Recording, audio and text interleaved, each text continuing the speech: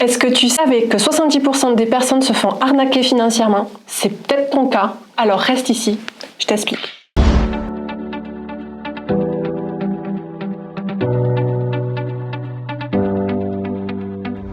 Hello les entrepreneurs, c'est Magali, votre ingénieure en droit du patrimoine, experte en finance et en droit fiscal pour les entrepreneurs. Avant de commencer, je t'invite à t'abonner et à cliquer sur la cloche pour les prochaines vidéos. Cela fait 19 ans que j'accompagne les clients à investir dans l'immobilier.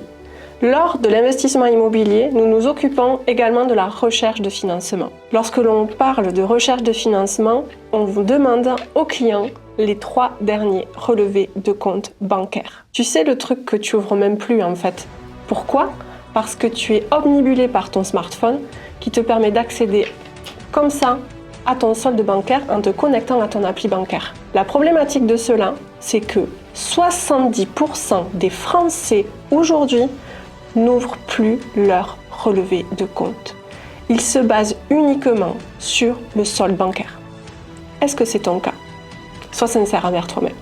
Je vais te raconter l'histoire de clients que j'ai accompagnés, justement à la recherche d'un financement pour venir enfin investir dans l'immobilier.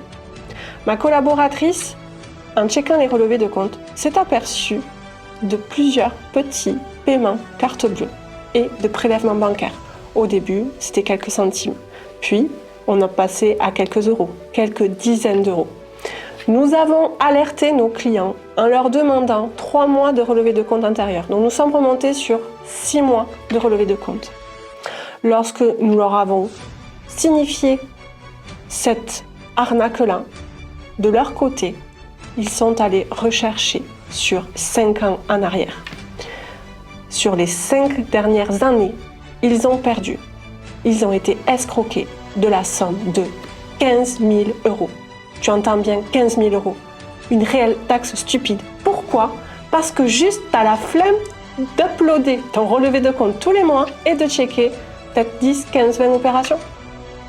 Imagine 15 000 euros, c'était le montant pour financer les frais de notaire. Et après, il peut te manquer de l'apport pour financer tes projets et parce que la banque ne veut pas te financer. Clairement, reprends la base des choses.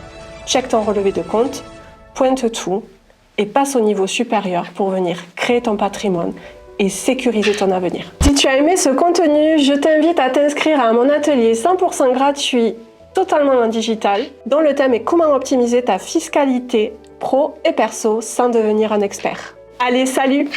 On se retrouve de l'autre côté.